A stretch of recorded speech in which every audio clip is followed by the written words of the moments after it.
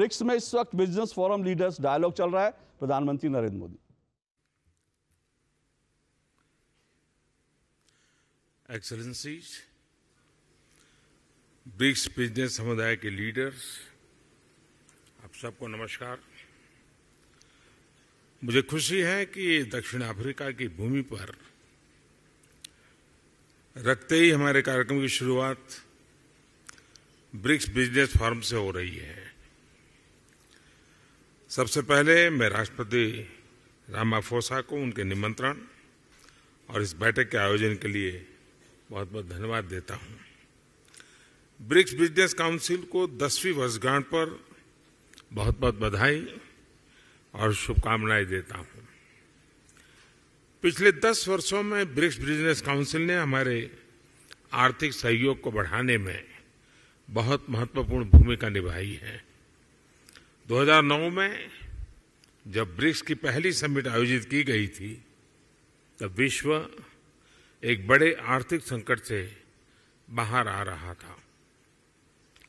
उस समय ब्रिक्स वैश्विक अर्थव्यवस्था के लिए एक आशा की किरण के रूप में उभरा था।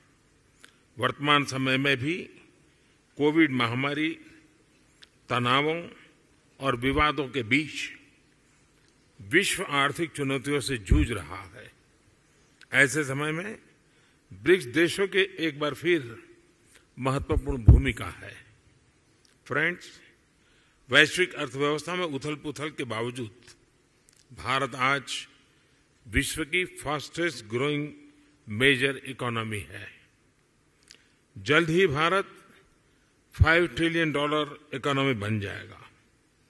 इस बात में कोई संदेह नहीं कि आने वाले वर्षों में भारत विश्व का ग्रोथ इंजन होगा। यह इसलिए है क्योंकि भारत ने आपदा और मुश्किलों के समय को आर्थिक सुधार के अवसर में परिवर्तित किया। पिछले कुछ वर्षों में हमने मिशन मोड में जो रिफॉर्म्स किए हैं, उनसे भारत में ईज ऑफ डूइंग बिजनेस में लगातार बढ़ोतरी हुई है। हमने कंप्लायंस बर्डन को कम किया है, रेड टेप को हटाकर रेड कारपेट बिछा रहे हैं। जीएसटी और इंसॉल्वेंसी एंड बैंक्रप्सी कोड के लागू होने से इन्वेस्टर कॉन्फिडेंस बढ़ा है। रक्षा और अंतरिक्ष जैसे क्षेत्र जिनको प्रतिबंधित माना जाता था, आज प्राइवेट सेक्टर के लिए खोल दिए गए हैं। हमने पब्लिक सर्विस डिलीवरी और गुड गवर्नेंस पर विशेष रूप से ध्यान केंद्रित किया है। टेक्नोलॉजी के इस्तेमाल से भारत ने फाइनेंशियल इंक्लूजन की और एक बड़ी छलांग लगाई है। इसका सबसे अधिक लाभ हमारी ग्रामीण महिलाओं को मिला है। आज एक क्लिक से भारत में करोड़ों लोगों को डायरेक्ट बेनिफिट ट्रांसफर किए जाते हैं। अब तक $360 बिलियन से भी अधिक ऐसे ट्रांसफर किए जा चुके हैं। इससे सर्विस डिलीवरी में पारदर्शिता बढ़ी है और भ्रष्टाचार और मिडलमैन कम हुए हैं। प्रति गीगाबाइट डाटा की कीमत में भारत सबसे किफायती देशों में है। आज भारत में स्ट्रीट वेंडर से लेकर बड़े-बड़े शॉपिंग मॉल तक यूपीआई यानी यूनिफाइड पेमेंट इंटरफेस का इस्तेमाल किया जाता है। आज विश्व के सबसे अधिक डिजिटल ट्रांजैक्शन वाला देश भारत है। यूएई, फ्रांस, सिंगापुर जैसे देश इस प्लेटफॉर्म के साथ जुड़े हैं। ब्रिक्स देशों के साथ भी इस पर काम करने के लिए अनेक संभावनाएं हैं। भारत के इंफ्रास्ट्रक्चर में बड़े पैमाने पर हो रहे निवेश से देश का परिदृश्य बदल रहा है। इस वर्ष के बजट में हमने इंफ्रास्ट्रक्चर के लिए लगभग $120 बिलियन का प्रावधान रखा है। इस निवेश के माध्यम से हम भविष्य के एक नए भारत की मजबूत नींव रख रहे हैं। रेल, रोड, वाटरवे, एयरवेज हर क्षेत्र में तेज गति से बदलाव आ रहा है। आज भारत में 10,000 किलोमीटर प्रति वर्ष की रफ्तार से नए हाईवे बन रहे हैं। पिछले 9 वर्ष में एयरपोर्ट की संख्या दोगुनी हुई है। निवेश और उत्पादन को बढ़ाने के लिए हमने प्रोडक्शन लिंक इंसेंटिव स्कीम्स लागू की हैं। लॉजिस्टिक्स कॉस्ट कम होने से भारत का मैन्युफैक्चरिंग सेक्टर कॉम्पिटिटिव हो रहा है। रिन्यूएबल एनर्जी के क्षेत्र में भारत वर्ल्ड लीडर में से एक है। हम भारत को solar energy, wind energy, electric vehicles, green hydrogen, green ammonia जैसे क्षेत्रों में ग्लोबल मैन्युफैक्चरिंग हब बनाने के लिए सक्रिय रूप से कदम उठा रहे हैं।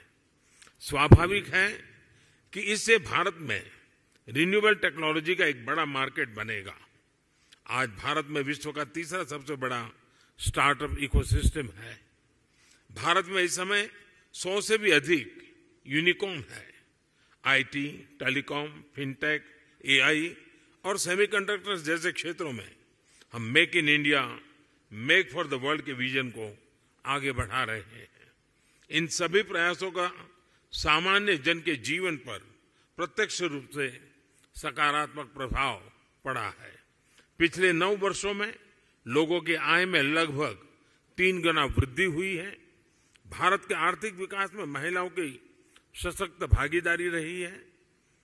आईटी से लेकर स्पेस तक, बैंकिंग से लेकर हेल्थ केयर तक महिलाएं पुरुषों के साथ कंधे से कंधा मिलाकर देश की प्रगति में योगदान दे रही है। भारत के लोगों ने 2047 तक एक विकसित राष्ट्र बनाने का संकल्प लिया है। फ्रेंड्स, मैं आप सभी को भारत की विकास यात्रा में शामिल होने के लिए आमंत्रित करता हूं। कोविड महामारी ने हमें रेजिलिएंट और इंक्लूसिव सप्लाई चेन्स के महत्व को सिखाया है। इसके लिए आपसी विश्वास और पारदर्शिता बहुत ही महत्वपूर्ण है। हम एक दूसरे की ताकतों को जोड़कर पूरे विश्व, खासतौर पर ग्लोबल साउथ के कल्याण में महत्वपूर्ण योगदान दे सकते हैं।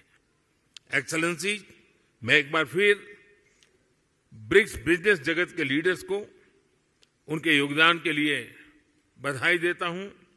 इस मीटिंग के शानदार आयोजन के लिए मैं मेरे मित्र राष्ट्रपति रामाफोसा का भी आभार व्यक्त करता हूं। बहुत बहुत धन्यवाद।